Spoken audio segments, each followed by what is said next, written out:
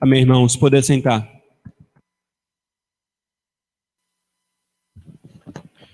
Queridos, abramos a palavra do nosso Deus em Gênesis, capítulo 18.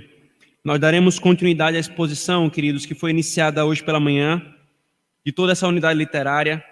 Gênesis, capítulo 18, até o versículo 29 do capítulo 19.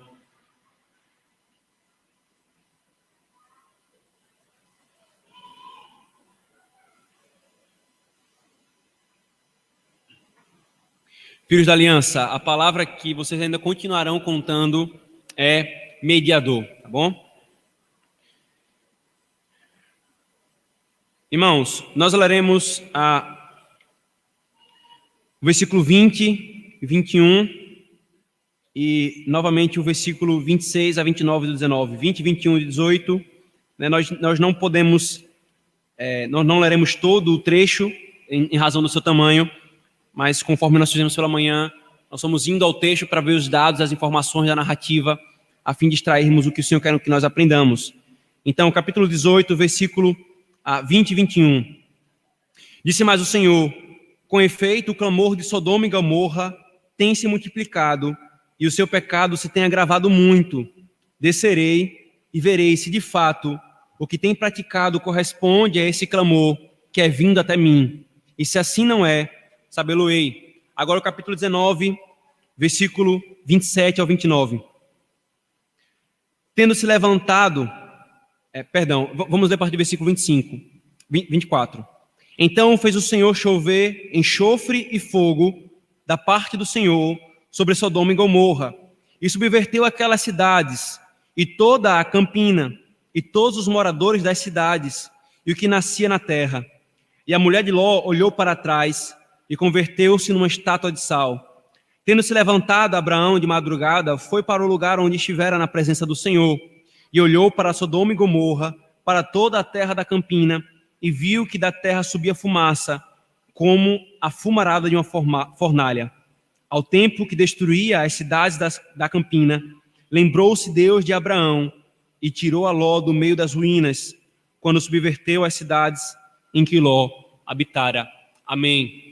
Amém. Oremos mais uma vez, irmãos, pedindo a graça e a misericórdia do Senhor. Deus bendito, mais uma vez estamos, Senhor, diante da Tua palavra. Assim como nós precisamos, Senhor, diariamente, várias vezes ao dia, nos alimentarmos do alimento para o nosso corpo, assim a nossa alma, Senhor, precisa do culto público e da exposição da Tua palavra, para que ela seja fortalecida pelo Teu Espírito, Senhor. A pregação da Tua palavra e a Tua palavra propriamente dita é o alimento que Teu Espírito põe na boca de nossa alma para nos fortalecer, Senhor. Porque aqui é revelado Cristo e Ele é o nosso pão, Ele é a nossa água. Nós oramos, Senhor, pedindo que o Senhor nos traga a Tua palavra ao nosso coração, afete os nossos afetos e transforme o nosso coração e a nós mesmos, Senhor. Nós oramos em nome de Jesus. Amém. Queridos, hoje pela manhã nós iniciamos a exposição dessa grande unidade literária, como eu falei, que começa no versículo 1 do capítulo 18 e vai até o versículo 29 do capítulo 19. E nós vimos pelo menos duas coisas acerca da revelação do Senhor, do Evangelho para nós. A primeira é que Deus vem até o seu povo, vem até nós, fortalecendo-nos a fé, fortalecendo-nos a nossa fé fraca, e a nossa fé que muitas vezes limita o poder do Senhor. Essa foi a primeira coisa que nós vimos. E depois nós vimos o Senhor revelando-se a nós, mostrando a necessidade que nós temos de um mediador para que nós não sejamos destruídos. Então nós vimos que o grande ápice dessa narrativa é que, assim como não houve um único justo em Sodoma e Gomorra que poupasse a cidade de ser destruída, assim também não há nenhum justo sequer no mundo que poupe esse mundo de ser destruído pelo Senhor. Mas também aprendemos que assim como o Senhor salvou Ló, porque lembrou de Abraão, assim o Senhor também salva aos pecadores que confiam em Cristo, porque Ele lembra-se de Cristo. E então, irmãos, agora nesse segundo momento, nós veremos diversos pontos e aspectos peculiares da narrativa, né, que não foram tratados na exposição anterior, mas que também enriquece o evangelho que é aqui exposto e nos traz algumas orientações práticas para a nossa caminhada com o Senhor. A primeira coisa, irmãos, que deve ser posta aqui, e ela é posta em referência ao contexto geral da narrativa de Gênesis. A primeira coisa que deve ser posta aqui, irmãos, diz respeito à escolha de Ló. A escolha de Ló. Eu lembro-me bem, irmãos, que quando nós expusemos o capítulo 13 de Gênesis, antes da pandemia, eu falei para a igreja que nós voltaríamos a esse texto em ocasião oportuna para lembrar um fato. E que fato é esse, irmãos? Abram, por favor, Gênesis capítulo 13, versículo 10 a 13.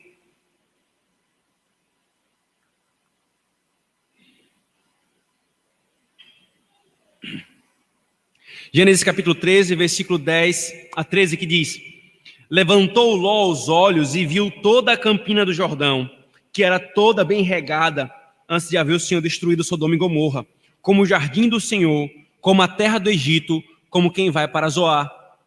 Então Ló escolheu para si toda a campina do Jordão e partiu para o oriente, separando-se um do outro. Habitou Abrão na terra de Canaã, e Ló nas cidades da campina, e ia armando suas tendas até Sodoma. Ora, os homens de Sodoma eram maus e grandes pecadores contra o Senhor.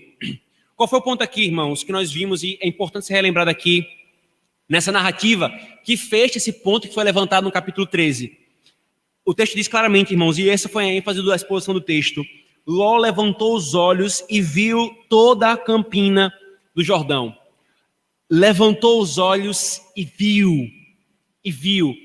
Lembro-me bem que em Gênesis 3 nós fizemos o contraponto entre o padrão de escolha de Ló e o padrão de escolha de Abrão.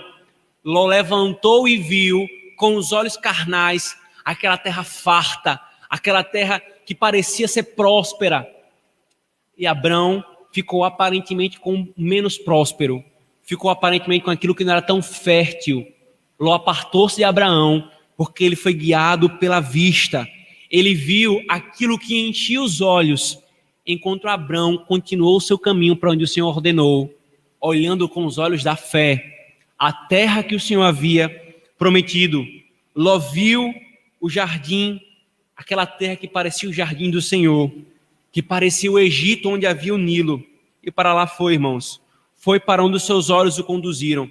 Mas não para aqui o ponto, irmãos. Abrão foi para Canaã, a terra da expressão visível da promessa.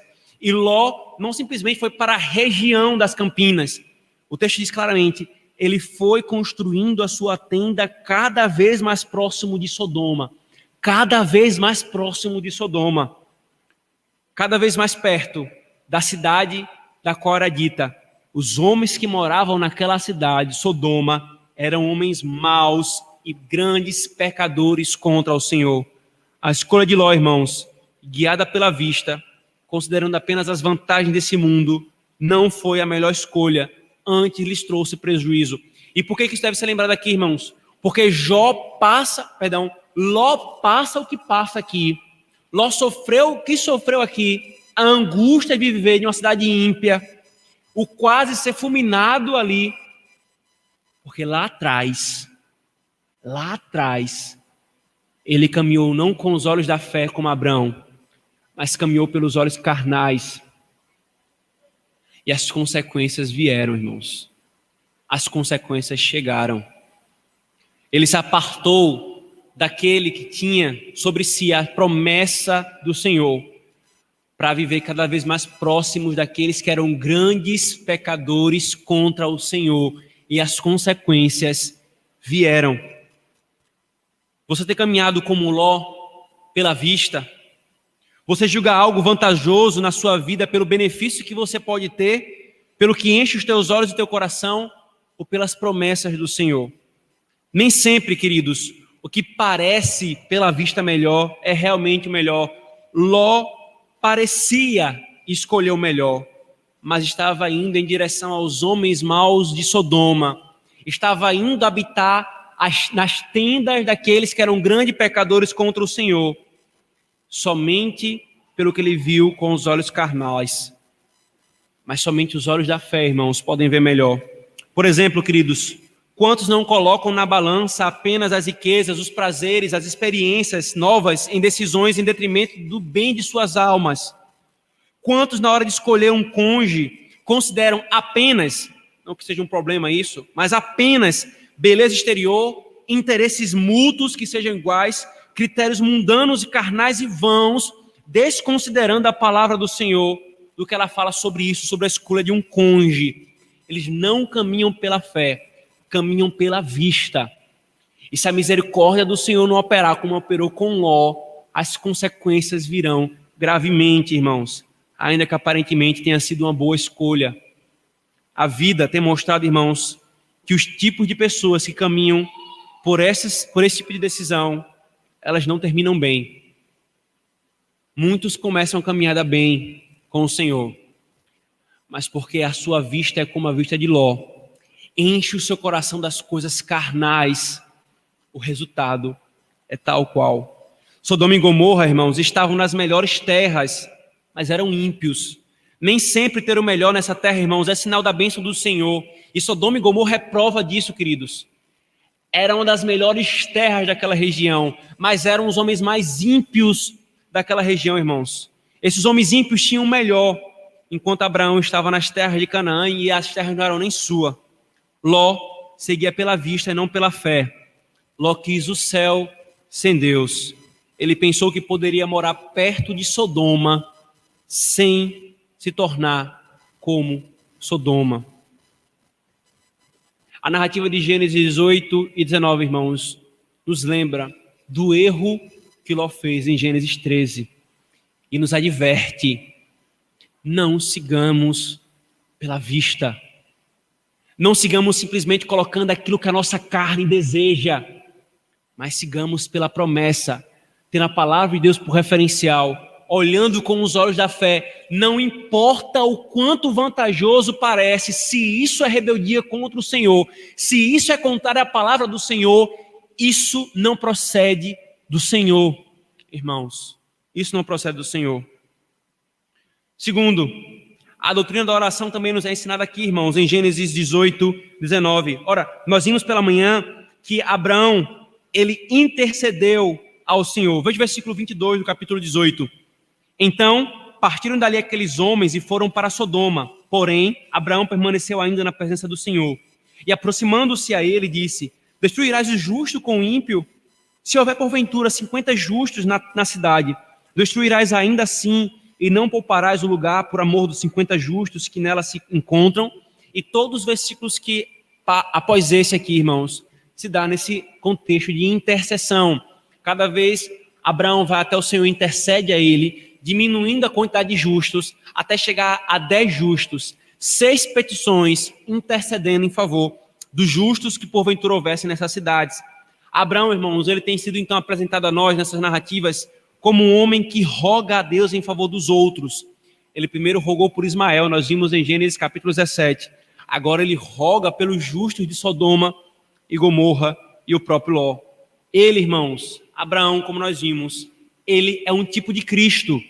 Ao olharmos para Abraão intercedendo em favor desses, nós não devemos simplesmente pensar: veja quão bom é Abraão.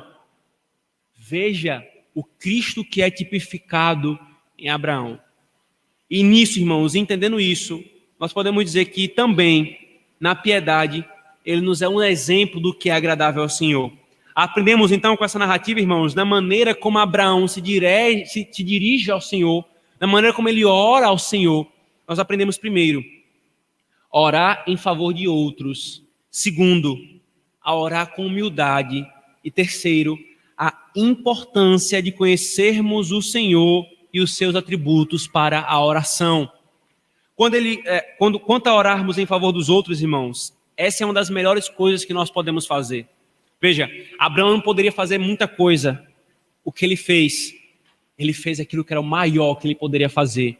Ele orou em favor daquelas pessoas. Ele intercedeu em favor daquelas pessoas. Há uma frase de Ambani, irmãos, em uma de suas obras, que diz: posso fazer muitas coisas depois de orar, mas não posso fazer nada até que eu tenha orado. Eu posso fazer muitas coisas depois de orar, mas eu não posso fazer nada até que eu tenha orado. Encomendar alguém a Deus, irmãos, é a melhor coisa que nós podemos fazer antes de fazermos qualquer coisa que devemos fazer, irmãos. E quanto de nós falhamos nisso, queridos? Quantas vezes o nosso primeiro pensamento nos é: o que eu posso fazer? A quem eu posso contactar para resolver esse problema? E nunca é: Senhor, está nas tuas mãos. Senhor, em ti nós confiamos. Uma das minhas maiores alegrias, irmãos, como pastor, é ouvir de um irmão ou de uma família da igreja: pastor, temos orado pelo Senhor e pelos demais oficiais da igreja. E essa alegria, irmãos, é verdadeira, porque essa é uma das melhores coisas que alguém pode fazer por alguém. E uma das maiores alegrias da igreja deveria ser saber que Deus separou na sua providência oficiais para a igreja que se dediquem a isso, e saber que os oficiais fazem isso. Porque, irmãos, nós somos chamados a interceder uns pelos outros. E de forma prática, queridos, a reunião de oração é a melhor oportunidade para nós fazermos isso. É na reunião de oração que o irmão compartilha suas angústias. É a reunião de oração que o irmão compartilha suas lutas, os seus desejos, as suas batalhas. E é ali que nós oramos uns pelos outros. É a melhor maneira de experimentarmos isso, irmãos. Depois, irmãos, nós devemos orar com humildade. Nós vemos também que Abraão se aproxima do Senhor com muita humildade, irmãos. Veja, por favor, versículo 27. Disse mais Abraão: eis que me atrevo a falar ao Senhor, eu que sou pó e cinza. Abraão intercede uma vez, Abraão intercede uma segunda vez, então ele se humilha novamente para falar: Senhor, não te ires comigo, eu sou pó e cinza, eu estou te suplicando, colocando-me no meu lugar. E aqui, irmãos, inclusive o nosso catecismo, o Catecismo Maior, na pergunta 185, mostrando exatamente como nós devemos orar, ele cita esse texto para mostrar que nós devemos orar com humildade, quando ela diz: como devemos orar? Nós devemos orar com solene apreensão da majestade de Deus e profundo senso de nossa própria indignidade, necessidades e pecados. Ou seja, irmãos, nós devemos nos aproximar de Deus reconhecendo que nós somos pó, que nós não temos dignidade alguma, que aquilo que nós colocamos diante de Deus, nós não colocamos por nossa dignidade, porque nós somos grande coisa, mas colocamos porque Ele é o soberano e nós somos pó e cinza. Aqueles irmãos que se aproximam de Deus com altivez, achando que, como já se ouviu em outras situações, né? Tem o crédito com Ele, ou tratando-o como seu escravo: eu determino isso e aquilo outro, Senhor. Não tenha dúvida, irmãos, os que se aproximam de Deus dessa forma, eu determino isso, eu determino aquilo outro, não conhecem a Deus. Porque aquele que conhece a Deus, ele se humilha dizendo: eu sou pó e cinza. Eu sou pó e cinza.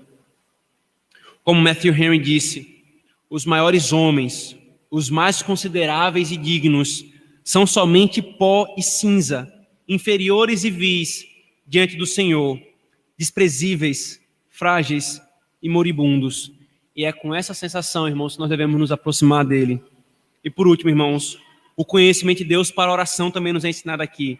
Veja, ele clama ao Senhor dizendo, versículo 25, longe de ti fazeres tal coisa, matares o justo com o ímpio, como se o justo fosse igual ao ímpio. Não fará justiça ao juiz de toda a terra, não fará justiça ao juiz de toda a terra.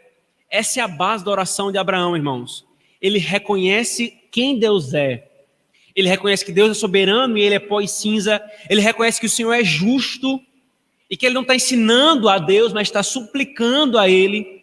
Ou seja, Abraão tinha um conhecimento de quem Deus era. Irmãos, ter um conhecimento de quem Deus é, os seus nomes, os seus atributos, e relacionar tais coisas como Abraão faz nas suas petições, é isso que é fundamental para nós orarmos uma oração que agrade ao Senhor, irmãos. Uma oração que desconhece a Deus é uma oração que não agrada a Ele. Quão necessário, irmãos, é o conhecimento correto de quem Deus é para orarmos corretamente. Não se engane, ninguém abre a boca para blasfemar contra Deus dizendo, eu determino isso, Deus, para o Senhor fazer. Conhecendo quem Deus é, quem conhece o Deus soberano que se revela, não ora dessa forma. Não oraria jamais dessa forma. Terceiro, irmãos, a narrativa nos ensina uma terceira coisa. O dever dos pais de ensinarem seus filhos. Vejam, por favor, o versículo 19, por favor, do capítulo 18.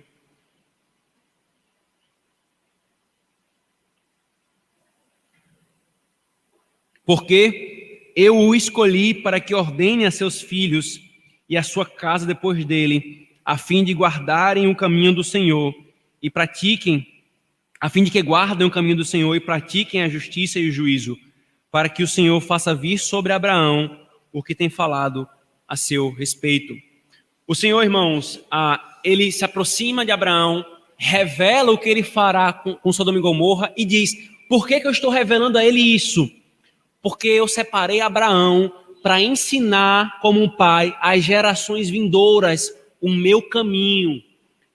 Deus se revela a Abraão para que ele ensine a seus filhos. Isso aqui nos mostra uma coisa, irmãos. Faz parte da estrutura do pacto da graça, o compromisso pactual de cada pai de ensinar aos seus filhos as verdades desse pacto, a realidade gloriosa da obra de Cristo. Deus, irmãos, ligou as gerações nos seus propósitos redentores por meio disso. E é nosso dever executar. Deus, irmãos, como nós vimos no sermão passado, na exposição de Gênesis 17, Deus estabeleceu que o meio pelo qual ele vai propagar sua mensagem, um dos meios fundamentais, é os pais crentes ensinando aos seus filhos crentes, filhos que foram incluídos na comunidade do pacto pelo selo do batismo.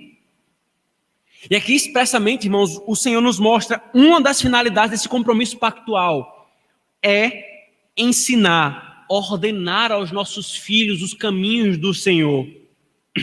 Deus nos escolheu, pais, para sermos seus instrumentos, assim como ele o fez com Abraão. Na verdade, irmãos, expressamente ele disse: eu escolhi você para isso. Eu escolhi você para isso. Se nós estamos em pacto com Deus, irmãos, se você está em pacto com Deus por meio de Cristo e é pai, ou se tornará pai, lhe é requerido isso. Devemos ensinar aos nossos filhos, devemos ensinar às gerações vindouras os caminhos do Senhor. Aquilo que o Senhor nos tem revelado na sua palavra, aquilo que o Senhor nos tem ensinado, nós devemos diligentemente passar isso para os nossos filhos, irmãos.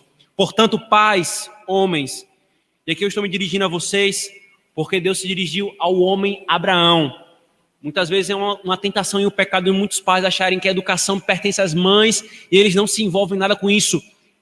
Comumente a Escritura se dirige aos pais para que eles ensinem aos seus filhos. Aqui Deus está se dirigindo a Abraão. O livro de Provérbios é um pai ensinando ao seu filho. Você vai para Efésios capítulo 6... Pais, instruam seus filhos no caminho do Senhor. Ali a palavra é masculina, se dirigindo aos homens. Os homens têm um papel muito importante, irmãos, na educação dos seus filhos. E aqui, queridos, eu cito alguns pontos de um sermão de um puritano chamado Cotton Mather. Comentando esse texto, ele pontua algumas formas práticas de nós executarmos isso, irmãos. Primeiro, pais, considerem a condição de seus filhos e o alto clamor da condição deles a vocês para empreender e se dedicar à salvação deles. Irmãos, nossos filhos nasceram no pecado e eles necessitam de Cristo. Nós cuidaremos do corpo deles e seremos negligentes com a alma deles? Nós insistiremos com eles para que eles creiam em Cristo ou nós seremos negligentes nisso? Teremos gerado filhos, irmãos, para a impiedade, para povoar o inferno? Que tal coisa, irmãos, esteja longe de nós. Que nós sejamos diligentes no ensinar os nossos filhos o caminho do Senhor. Segundo, promova o batismo de seus filhos. De seus filhos, você pode dizer como Jacó falou a Esaú. Lembra quando Jacó se encontra com Esaú depois de muitos anos e Esaú pergunta: quem são esses? Aí Jacó responde no Gênesis 33: estes são os filhos que Deus graciosamente me tem dado. Ora, não irás de coração dá-los novamente a Deus? E o batismo é exatamente a forma como nós declaramos que os nossos filhos pertencem ao Senhor, irmãos. Um pai em pacto com Deus sabe que seus filhos não são absolutamente seus. Os seus filhos não são seus de forma que ele agarra e nunca mais deixa sair. Os seus filhos foram dados pelo Senhor para que você os crie para o Senhor. E então eles vão para o mundo como filhos do Senhor. e nós teremos cumprido o nosso dever. O batismo é exatamente a comunicação disso, irmãos. Terceiro, ele coloca esse terceiro tópico e eu comento. Instrua os seus filhos nos grandes assuntos da salvação. Pais, não deixem que seus filhos morram sem instrução. Leia a Bíblia com eles, crentes. Memorize com eles o catecismo. Traga-os para ouvir a pregação. Discipulem os seus filhos na verdade. Sejam vocês os primeiros a buscar aprender a palavra de Deus para ensinar os seus filhos a palavra de Deus. Ensine-os a memorizar e a entender a Escritura Sagrada, a memorizar e a aprender os bons catecismos da nossa igreja, com as verdades maravilhosas ali expostas. Ensine-os a grandeza e a glória de Cristo e como viver nessa vida para a glória de Deus. Ainda, irmãos, pais, exijam de seus filhos que eles trabalhem em prol da sua própria salvação. Obviamente aqui, irmãos, nós não estamos falando de salvação pelas obras, mas um exemplo para ilustrar esse ponto, você vê a diferença muitas vezes de reação que há entre alguns pais crentes quando você envolve o ir à escola e o ir à igreja. Quando chega segunda-feira, terça-feira, quarta-feira, não importa qual seja o dia, chegou o horário de escola, 6:30 da manhã, está você acordando o seu filho, bora filho, levanta para a escola. Não pai, mas eu não quero ir. Não, você vai sim. Você tem que ir para a escola. E é diligente com isso. E, obviamente, o pai tem que ser diligente com a instrução do seu filho. Mas aí, quando chega no domingo, filho, vamos para a igreja. Ah, pai, eu estou cansado. Ah, não, tudo bem, filho, pode ficar aí. Você está cansado demais. A diligência em estar com eles, insistir que eles precisam trabalhar para a salvação deles, isto é, eles a palavra de Deus, eles precisam ler a palavra de Deus, eles precisam estar diante dos meios de graça. Esse é o papel que os pais têm que fazer.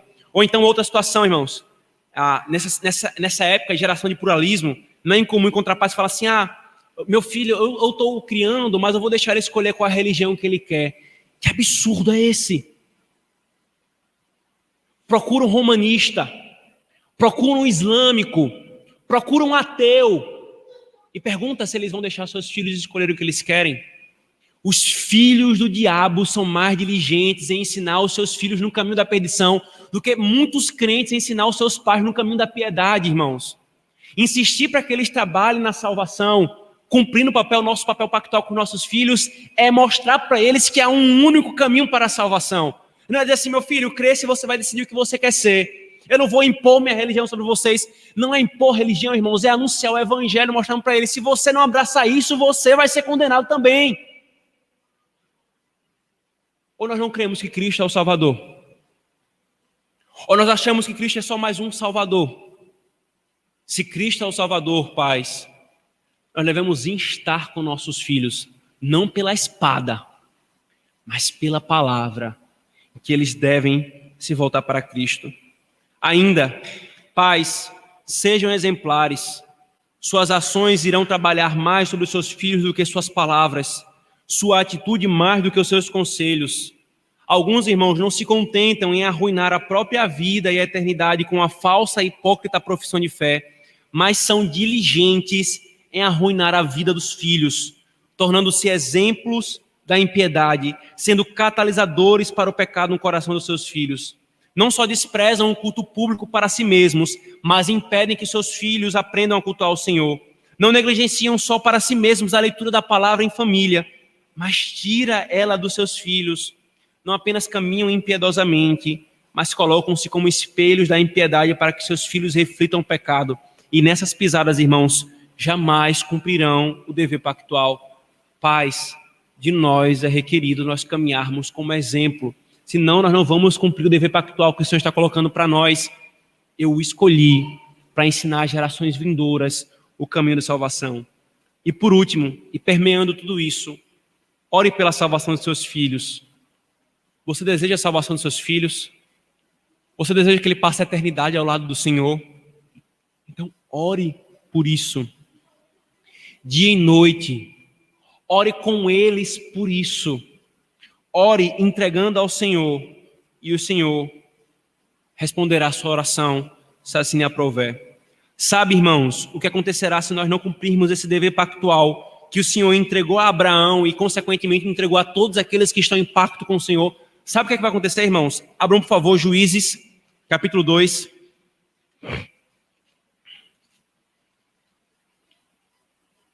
Juízes, capítulo 2, versículo 10 a 13.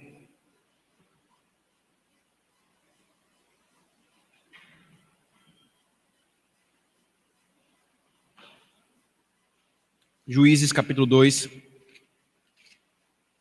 versículo 10 a 13. Foi também congregada a seus pais toda aquela geração. Toda aquela geração que está se referindo aqui é a geração da época de Josué, que lutou as guerras e dominou e tomou posse da terra prometida e viu grandes milagres da parte do Senhor. Essa geração havia morrido. E outra geração após ele se levantou, que não conhecia o Senhor, nem tampouco as obras que fizera a Israel. Então fizeram os filhos de Israel o que era mal perante o Senhor, pois serviram aos Balaíns, deixaram o Senhor, o Deus de seus pais, que o tirara da terra do Egito, e foram-se após outros deuses, dentre os deuses das gentes que havia ao redor deles, e os adoraram, e provocaram o Senhor a ira, porquanto deixaram o Senhor e serviram a Baal e a Astarote. Por que essa geração chegou nesse ponto? Porque a geração que antecedeu não anunciou a essa geração o Deus de Israel, o que Deus fizera. Qual foi a consequência, irmãos? O fluxo natural do coração. Que esse resultado, irmãos, esteja longe de nós. Que nós tenhamos a graça de ver os nossos filhos e os filhos dos nossos filhos continuando essa igreja local e muito mais que a nossa igreja local, o reino de Deus sobre a terra. Mas isso começa com o nosso compromisso pactual diante do Senhor, de ensinarmos aos nossos filhos. Ainda, irmãos, essa narrativa também nos mostra uma quarta coisa, a impiedade de Sodoma e Gomorra. Veja, por favor, em Gênesis capítulo 18, o versículo 20. Disse mais o Senhor: com efeito, o clamor de Sodoma e Gomorra tem se multiplicado e o seu pecado se tem agravado muito. Agora, todo o versículo, irmãos, o capítulo 19, o versículo versículo 4 a 11, nos mostra, queridos, a perversidade desses homens. Veja, por favor, o versículo 4. Mas, antes que se deitassem, os homens daquela cidade cercaram a casa, os homens de Sodoma, tanto os moços como os velhos, sim, todo o povo de todos os lados, e chamaram por Ló e disseram: onde estão os homens que à noitinha entraram na tua casa? Traze-os fora a nós, para que abusemos deles. E a narrativa continua mostrando a impiedade dos homens de Sodoma e Gomorra. A narrativa, irmãos, de Gênesis nos mostra que a destruição sobre Sodoma e Gomorra era justa, pois eles eram acentuadamente ímpios e pecadores contra o Senhor. Lá em Gênesis capítulo 13 já havia nos anunciado quem eles eram: grandes pecadores contra o Senhor, homens maus e perversos. E Gênesis 19 nos mostra exemplos dessa maldade. Eles se esforçaram muito, irmãos, para abusar sexualmente dos anjos. Moisés, queridos, põe diante de nossos olhos um quadro vívido de Sodoma e Gomorra. Quão diabólico era aquela cidade, queridos. Não era, você espera assim, os velhos eram mais prudentes. Não, dos jovens aos velhos, era impiedade tomando conta de toda a cidade. Sodoma e Gomorra, irmãos, nos é exemplo de que quando as rédeas da concupiscência são soltas, necessariamente, irmãos, vai aparecer e vai ocorrer 1000 barbáries. Quando você suspende as rédeas da concupiscência e deixa livre o pecado, e o pecado torna algo não apenas natural do coração humano, mas aceitável numa cultura, as rédeas elas vão soltas, queridos, vão soltas. E Moisés ainda nos mostra, irmãos, quão grave era o pecado dessa cidade, porque não simplesmente eles desprezaram os esforços de Ló, de que eles se apartassem dali e desistirem daquilo. Quando os anjos tomaram Ló para dentro da casa novamente, o texto é dito no texto que eles cegaram os homens. Aí o que acontece? Quando os homens foram cegados, eles pararam e foram para suas próprias casas? mesmo cegos, mesmo recebendo nos seus olhos o juízo divino, eles continuaram tentando encontrar a porta para cometer o seu pecado. Irmãos, quando o pecado toma conta do coração do homem dessa forma, queridos, são como animais que perdem o sentido do que é moral e do que é agradável ao Senhor. E é exatamente assim que é a nossa geração e a nossa sociedade, irmãos. Acrescente a tudo isso, queridos, que há poucos anos, mais ou menos uns 30 talvez, Sodoma e Gomorra foram livrados da escravidão pela mão de Abraão. Lembra? Quando os 5 reis se levantaram contra os 4 reis, dentre os quais os reis de Sodoma e Gomorra, e eles foram presos e escravizados. E Deus, por meio de Abraão, com seus 318 homens, libertaram essas cidades. Eles foram libertos pelo Senhor. Eles receberam a bondade da parte do Senhor. O que é que significa, irmãos? A manifestação dessa bondade, na verdade, avulta mais ainda a impiedade desses homens. E eu voltarei um pouco mais adiante sobre esse ponto, irmãos. Posteriormente, queridos, abram, por favor, os profetas, eles mostram qual foi a raiz do pecado de Sodoma e Gomorra. Abram Ezequiel, por favor. Ezequiel, capítulo 16. Ezequiel, capítulo 16, versículo 49. Qual era a raiz do pecado de Sodoma e Gomorra? Normalmente, quando nós nos referimos a Sodoma e Gomorra, pensa-se logo, e devidamente se pensa nisso, não está equivocado, no pecado sexual, na perversão sexual. Mas veja qual era a raiz desses pecados, queridos. Ezequiel 16, 49. Eis que esta foi a iniquidade de Sodoma, tua irmã, soberba, fartura de pão e próspera tranquilidade teve ela e suas filhas, mas nunca amparou o pobre e o necessitado. Foram arrogantes e fizeram abominações diante de mim, pelo que, em vindo isto, as removi dali. Qual era o pecado dessas cidades, irmãos? Soberba, arrogância, desprezo pelo necessitado, egoísmo, responder à bondade do Senhor com desprezo para com o Senhor. O Senhor derramou bondade após bondade sobre essas cidades. Uma terra farta, uma região próspera, uma libertação de uma escravidão certa. E como eles responderam? Com mais pecados contra o Senhor. E finalmente, irmãos, o Novo Testamento retoma esses acontecimentos e enfatiza e nos mostra quais foram os pecados. Não precisa abrir, mas 2 Pedro 2, 9 a 7 nos mostra que eles viviam impiamente e que eles eram insubordinados. Judas, versículo 7, nos mostra que eles cometeram o pecado da prostituição, relações sexuais ilícitas e antinaturais, como fornicação e após o seu semelhante, isto é, homossexualidade. Quem são, irmãos, os que hoje cometem os mesmos pecados que Sodoma e Gomorra? Quem são, queridos? E eu não estou me referindo apenas ao pecado da sexualidade, da homossexualidade, mas à arrogância, à soberba, ao egoísmo. Abram, por favor, queridos, Isaías, capítulo 1, versículo 9. Isaías, capítulo 1, versículo 9.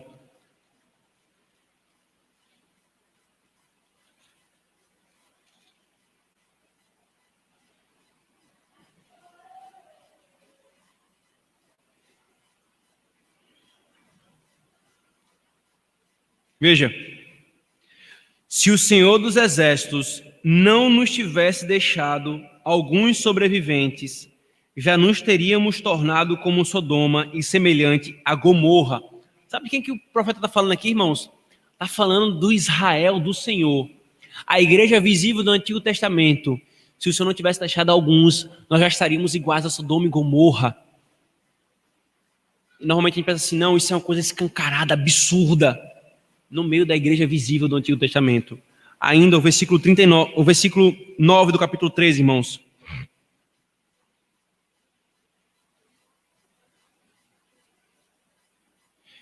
Versículo 8 e 9. Porque Jerusalém está arruinada e Judá caída, porquanto a sua língua e as suas obras são contra o Senhor, para desafiarem a sua gloriosa presença.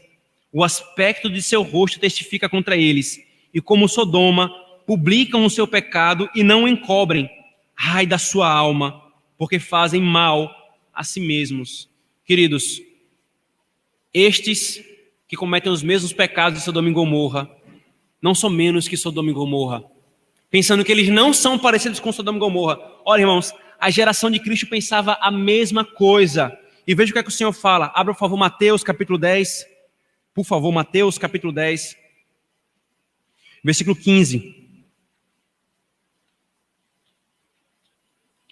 Mateus capítulo 10, versículo 15.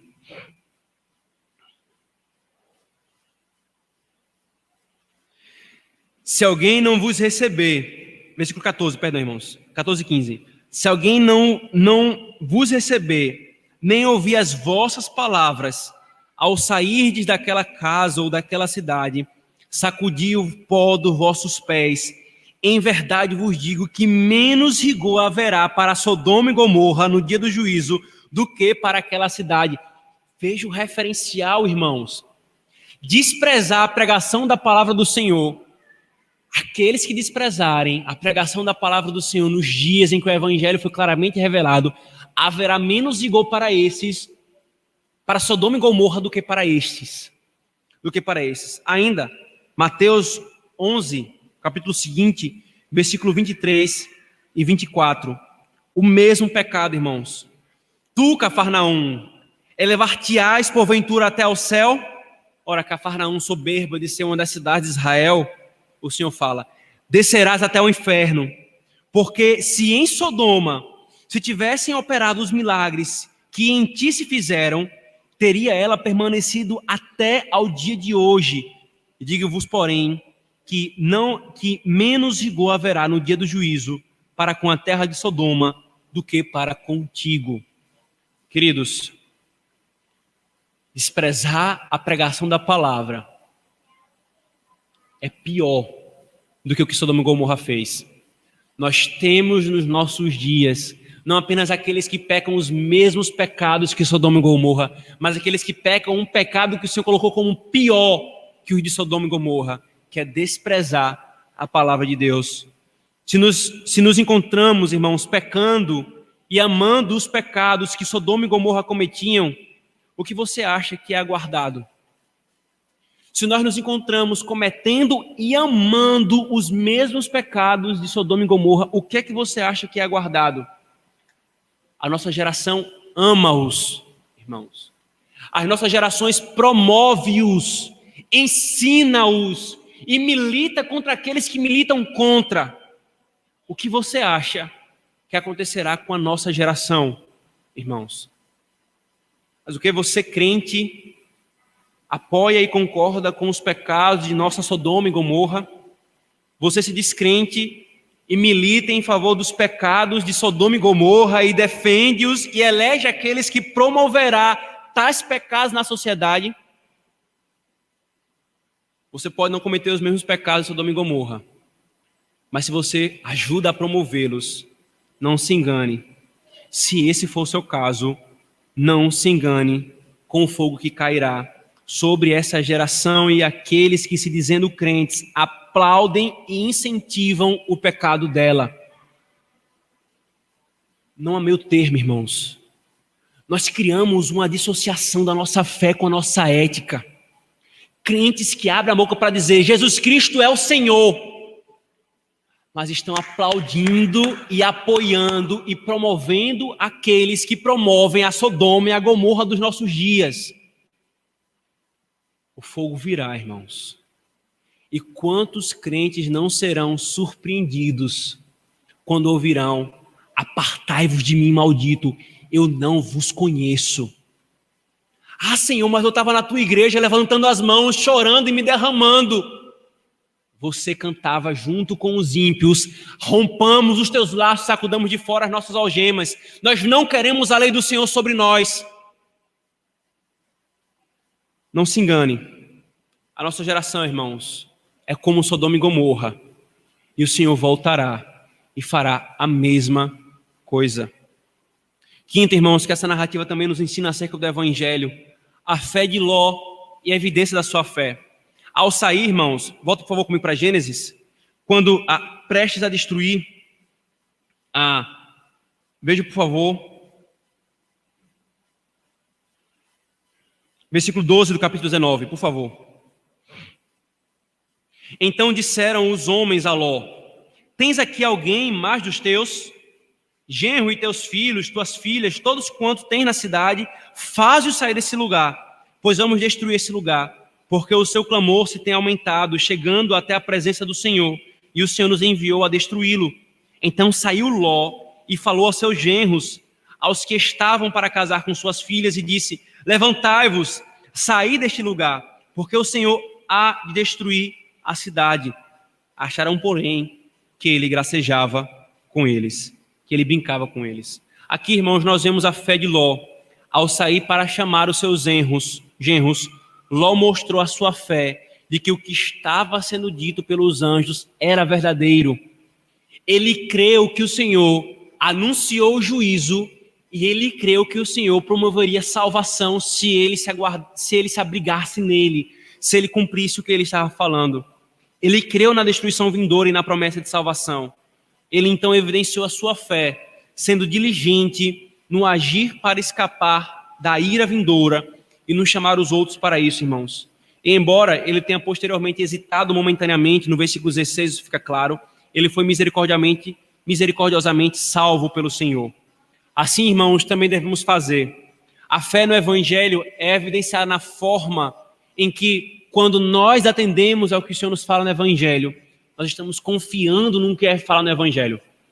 Ora, se o Evangelho é a oferta graciosa do Senhor para os homens, chamando os homens a crer e a se arrependerem, quando nós cremos no que Ele fala, e quando nós arrependemos dos nossos pecados, abandonamos eles e nos voltamos para Cristo, nós estamos fazendo exatamente como Ló, crendo no anúncio do juízo e confiando na promessa de salvação. Mas aqueles que ouvem o Evangelho e continuam inertes e ainda pensam que serão salvos, o Evangelho diz: crê em Cristo, mas ele não confia em Cristo. Ou então confia em Cristo e mais outro, confia em Cristo e nas suas obras. Arrependa-se dos seus pecados, mas ele não se arrepende dos seus pecados, ele ama os pecados, mas ele se engana pensando que será salvo. Não. Se você pensar dessa forma, você não será salvo. A fé verdadeira, ela é evidenciada numa resposta verdadeira ao Evangelho. E foi assim que Ló agiu. Você tem evidenciado crer no anúncio de Deus? O juízo tem sido anunciado sobre esse mundo, irmãos. Você tem confiado e crido no que Deus tem falado acerca disso? Sexto, queridos, nós vemos também aqui o desprezo dos homens para com os pregadores do Evangelho. Acabamos de ler, irmãos, que Ló, ele saiu como um arauto de Deus aos seus parentes para livrá-los da destruição repentina. Ele fez aquilo que todo crente deve ser, um arauto do Senhor para aqueles que estão próximos de si, diligentemente anunciando o Evangelho, porque ele creu que Deus realmente traria destruição. Ele foi diligente em falar aos seus que Deus traria destruição. Uma coisa está ligada totalmente à outra, irmãos. E ele foi e anunciou o que Deus estava para fazer. Porém, irmãos, o que é que o texto nos diz? Veja novamente o versículo 14, finalzinho dele. Os genros de Ló acharam, porém, que ele gracejava com eles, que ele brincava com eles, porque não existia temor de Deus no coração deles, irmãos. Quando Ló falou sobre a justiça de Deus e sobre a promessa de salvação, eles zombaram de Ló. Eles desprezaram o anúncio da destruição para a destruição deles mesmos, irmãos. Desprezaram o caminho de salvação como se fosse uma brincadeira. Continuaram inertes em seus caminhos de pecado e receberam a justa paga por isso. Irmãos, assim acontecerá com todos os que são informados acerca do Evangelho de Cristo, da justiça vindoura e da salvação em Cristo Jesus. Aqueles que tripudiaram do Evangelho e da Escritura, aqueles que desprezaram o caminho de salvação e os arautos do Evangelho como se eles estivessem brincando e fazendo chacota, aqueles que procuraram noutras coisas o meio de salvação, eles serão surpreendidos como foram os genros de Ló.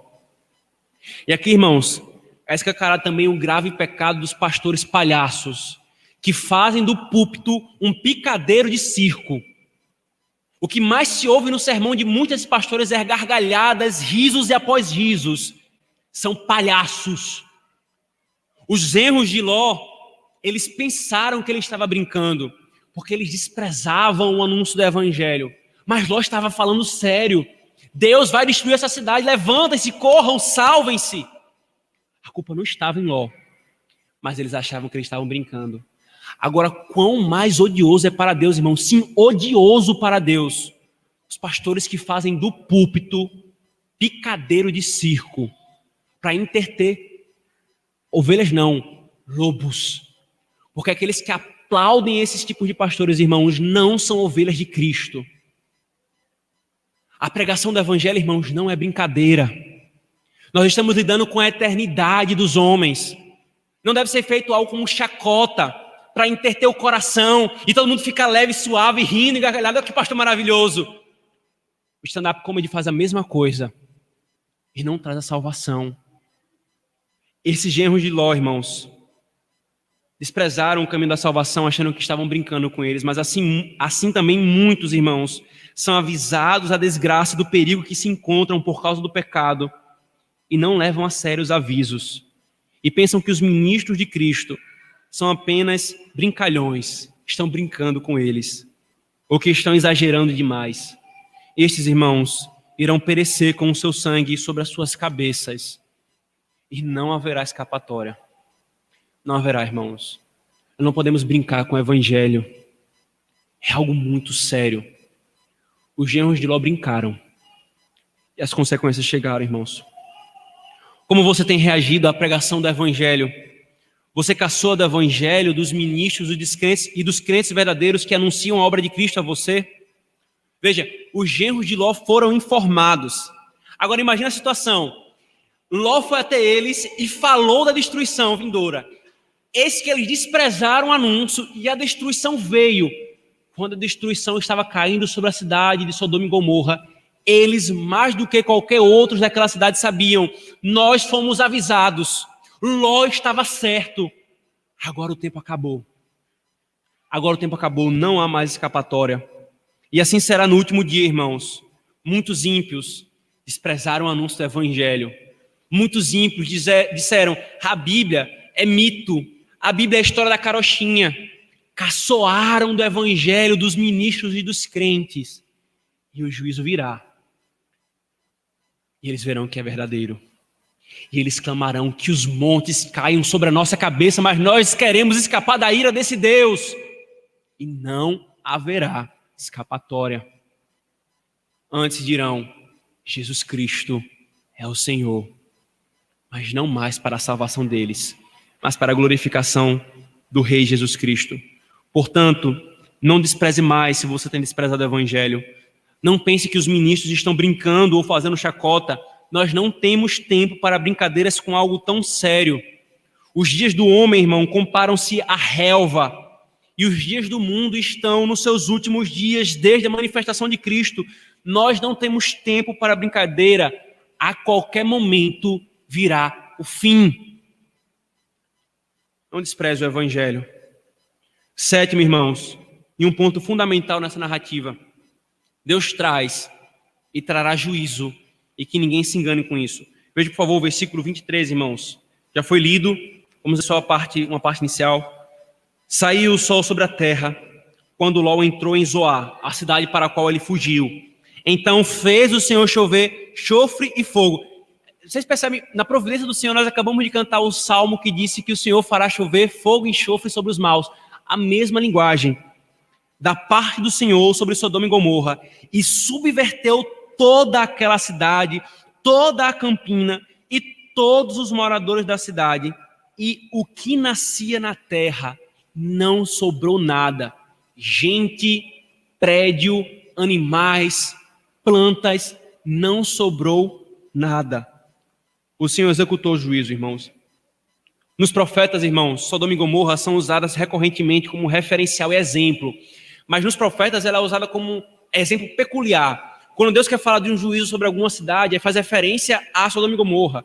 A algum povo, aí faz referência a Sodoma e Gomorra. Mas veja o que acontece no Novo Testamento, irmãos. Abram, por favor, Judas. Esses textos já foram mencionados, agora nós vamos ler. Judas, versículo 7, por favor.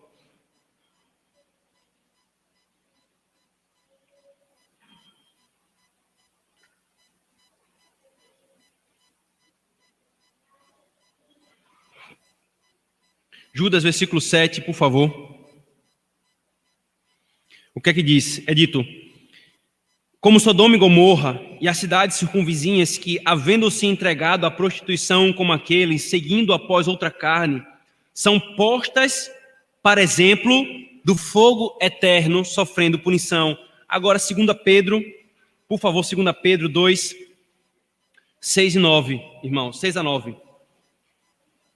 Reduzindo a cinzas as cidades de Sodoma e Gomorra, ordenou-as à ruína, tendo-as posto como exemplo a quantos venham a viver impiedosamente. O que é que os apóstolos estão falando, irmãos? Sodoma e Gomorra, tal qual o dilúvio, é uma amostra grátis. Sodoma e Gomorra, tal qual o dilúvio, é um pequeno exemplo do que Deus fará àqueles que vivem impiedosamente, àqueles que desprezam o evangelho. Veja, irmãos, como eu disse há pouco, eles há 30 anos talvez tinham sido salvos da escravidão pela mão de Abraão. Eles moraram numa região fértil e agradável, ou seja, eles receberam bondade após bondade da parte do Senhor, mas eles continuaram caminhando de uma forma ímpia. Isso nos mostra, irmãos, primeiramente, que não responder às manifestações da bondade de forma piedosa é um agravante seríssimo da parte do Senhor. Segundo, nem sempre as manifestações de bondade material e prosperidade são sinais da bênção do Senhor.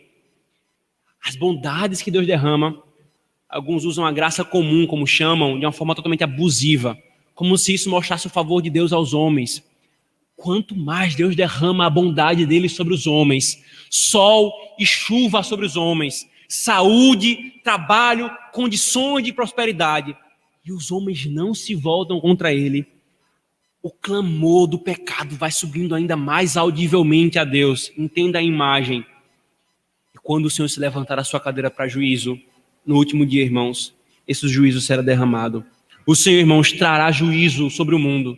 O Senhor trará juízo sobre o mundo. Abra, por favor, dentre vários textos que nós poderíamos mostrar, abram 2 Timóteo, pelo nosso tempo também. Salmo 1 fala isso, Mateus 25 fala isso, Tessalonicenses 1 fala isso, 2 Pedro 3 fala isso, mas vamos ler apenas 2 Timóteo 4, versículo 1 e 12. Versículo 1.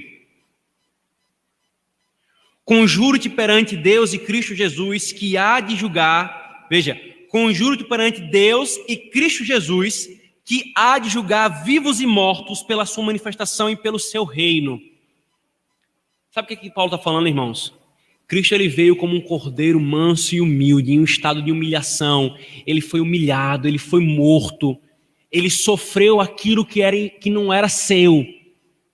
E muitos olham para Cristo e acham que ele voltará dessa forma. Não, o Novo Testamento deixa claro, o Cristo que morreu como um cordeiro voltará como um leão, rugindo. O Cristo que foi um réu e injustiçado voltará como um juiz justo. Ele julgará vivos e mortos. Aqueles que desprezaram a sua obra, a sua palavra, receberão a justa paga. O Senhor trará juízo, irmãos. E quando o Senhor julgar, não haverá o dia seguinte para ver a fumaça subindo. Veja, o Senhor julgou Sodoma e Gomorra. Abraão foi no dia seguinte e viu a fumaça subindo. Como que acabou. O fogo consumiu, mas acabou. Agora as campinas podem voltar a ser o que eram antes. Não, irmãos. Quando o Senhor se levantar no dia do juízo, não terá a fumaça do fogo que acabou. É um fogo que queimará de eternidade a eternidade. E não haverá fim. Agora, irmãos, veja. Efetivamente, o juízo sobre Sodoma e Gomorra não foi o juízo final, mas foi uma manifestação de juízo do Senhor. O ponto aqui, irmãos, é que às vezes nós esquecemos que o Senhor ainda continua trazendo juízos hoje, queridos. Algo acontecia nos dias dos profetas, com muita naturalidade, eles viam a mão do Senhor por trás daquilo. Obviamente, irmãos, eles tinham uma revelação da parte do Senhor que explicava com clareza que aquilo vinha da parte dele, por que vinha da parte dele, qual era o significado daquilo. Mas veja, irmãos, eles tinham sensibilidade à providência do Senhor, ao que o Senhor está agindo. Mas hoje em dia, irmãos, muitos crentes veem o mundo quase que como uma grande máquina independente de Deus, quase que como deístas, sensibilidade zero ao juízo de Deus. Porém, irmãos, Deus continua trazendo juízo sobre os homens, doenças, consequências de seus pecados, catástrofes naturais, tudo isso, irmãos. E a igreja no meio de tudo isso são manifestações do juízo de Deus sobre o mundo. A despeito, irmãos, das verdades e mentiras com relação ao que nós temos vivido nos últimos meses, a despeito do uso maliciosamente político e dos responsáveis culposos ou dolosos do que nós temos vivido, o que nós acabamos de viver e ainda estamos vivendo, e os irmãos sabem ao que eu estou me referindo, não pode ser visto de outra forma, senão como juízo de Deus sobre o mundo. E quanto do mundo se voltou para Deus? Quanto do mundo buscou aquele que é o Criador e Redentor do mundo? Muito pelo contrário. A rebelião segue e está aumentando e vai ganhando força contra o Senhor. E mesmo assim, os homens continuam sem se arrepender. Que Sodoma e Gomorra sejam postas diante de nós como provas, irmãos, de um fato anunciado e inescapável. Deus traz e trará juízo sobre esse mundo rebelde. Não nos enganemos, irmãos. Aos nossos olhos parece demorar. Já faz 2000 anos desde que Cristo foi assunto aos céus. Mas não nos enganemos, irmãos. Nós estamos vivendo desde então os últimos dias. E esse dia se manifestará. Se nos nossos dias, se nos dias dos nossos filhos ou dos filhos dos nossos filhos, nós não sabemos. Mas Ele derramará juízo como Ele anunciou. E por último, irmãos, oitavo e último, nós temos aqui ainda nos ensinado a situação da mulher de Ló. Veja, por favor, o versículo 26 do capítulo 19. A mulher de Ló olhou para trás e converteu-se numa estátua de sal. É interessante que tem até musicazinha de criança brincando com isso, né? Era algo que não deveria ser brincado, irmãos. O que está sendo ensinado aqui, irmãos, é algo muito sério. Ela foi submetida a um tipo incomum de morte para servir de exemplo a todos. E o nosso Senhor, irmãos, por favor, abra em Lucas capítulo 17. O nosso Senhor cita a mulher de Ló e nos dá a interpretação do que aconteceu aqui. Porque, veja, há apenas o relato do texto. A mulher de Ló olhou para trás e converteu-se numa estátua de sal. Mas o que estava por trás? Aí o nosso Senhor, Jesus, mostra-nos o que estava por trás. Lucas capítulo 17, por favor, versículo 30 e 33.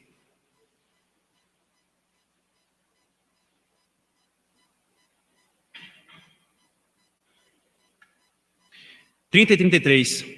Assim será no dia em que o Filho do Homem se manifestar. Aí perceba novamente o contexto. Novamente o contexto de juízo final. O Senhor usando Sodoma e Gomorra como exemplo do juízo final. Assim será no dia... Veja, por favor, na verdade... a partir do versículo 26. Assim como foi nos dias de Noé, será também nos dias do Filho do Homem. Comiam e bebiam, casavam-se e davam-se em casamento, até ao dia em que Noé entrou na arca e veio o dilúvio e destruiu a todos. O mesmo aconteceu nos dias de Ló.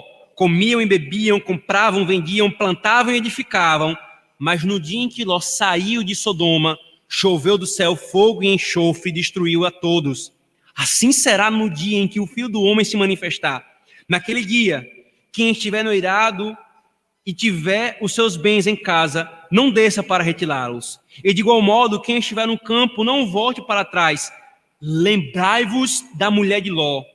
Quem quiser preservar a sua vida, perdê-la-á. E quem a perder, de fato, a salvará. O que aconteceu aqui, irmãos, com a mulher de Ló? O que é que nos é ensinado? Ela, irmãos, ansiava pela sua casa e pelos seus bens em Sodoma e Gomorra. Ela, no fundo, não desejava deixá-los. Ela queria ter certeza se de fato ela foi destruída, porque ela queria voltar. O fato, irmãos, de olhar para trás evidenciou uma tendência de voltar. Por isto, o nosso Salvador usa a sua história como uma advertência contra uma apostasia da profissão de fé. Será um grande risco retornarmos àquilo que nos satisfazia a nossa carne e que nós professamos ter abandonado quando nós nos entregamos a Cristo. Voltar, irmãos, é o caminho de destruição. O olhar para trás dela, irmãos, não é simplesmente, veja como o Senhor foi perverso, ela só olhou para trás. Não, irmãos, o olhar para trás dela procedeu de uma incredulidade. Ela não deixou depressa e alegremente o lugar da destruição, mas titubeou, e as seduções da cidade destruída a afastou da salvação. O que estava de fato por trás aqui, irmãos, era a incredulidade. Ela questionava se Sodoma realmente seria destruída. Ela olhou para trás para ver se realmente foi. Pensava que ela poderia voltar para ali em segurança. E no final, o Senhor puniu a ela, dando o mesmo destino. A mulher de Ló, irmãos, o que ela fez foi um grave pecado. Ela olhou para trás. Ela quis voltar. Qual o maior pecado, irmãos, vocês acham que é o daqueles que, sendo libertos, não de Sodoma e Gomorra simplesmente, mas libertos do inferno, desprezam a glória do reino de Cristo e voltam para trás? Aqueles que abraçaram o anúncio do evangelho, mas falsamente o abraçaram e voltam para a sujeira do mundo. E aqui vem um alerta, irmãos, e com isso nós encerramos. Embora ela estivesse muito próxima, embora a mulher de Ló estivesse muito próxima de um homem justo, embora ela fosse melhor que os seus vizinhos, e embora a sua libertação de Sodoma e Gomorra fosse uma manifestação da misericórdia do Senhor, diferenciada que nenhum daqueles habitantes usufruíram, ainda assim, Deus não tolerou a sua desobediência, pois os grandes privilégios, irmãos, não protegerão da ira de Deus se nós não aproveitarmos os privilégios que Ele nos dá. Você não vai poder chegar assim para Deus e falar: Senhor, eu era presbiteriano, eu professava uma profissão de fé, uma confissão de fé a mais correta que expunha a tua palavra de Deus, mas você não se converteu verdadeiramente. Senhor, eu era membro de uma igreja cujos presbíteros buscavam conduzir a igreja na fidelidade do Senhor, mas você não se converteu, você não aproveitou os benefícios. Senhor, eu cresci numa família que tradicionalmente era cristã, que tradicionalmente era presbiteriana, mas você não aproveitou os benefícios. De nada valeu a mulher de Ló estar ao lado do Ló, que foi chamado como justo no Novo Testamento, quando ela desprezou isso. Na verdade, seu coração queria voltar para Sodoma e Gomorra quando ela era destruída. Que façamos, irmãos, uso das manifestações da graça e da misericórdia do Senhor. Que nós tomemos o exemplo de Sodoma e Gomorra para anunciar o evangelho aos outros. Que nós tomemos o exemplo de Sodoma e Gomorra para proteger o nosso coração do desejo de voltar. Que nós olhemos para tudo que está envolto nessa narrativa, irmãos. O Deus que destruiu Sodoma e Gomorra é aquele que salvou os seus. Ele destruirá o mundo, mas Ele salvará a sua igreja. E essa é a nossa esperança, irmãos. Amém. Oremos, queridos.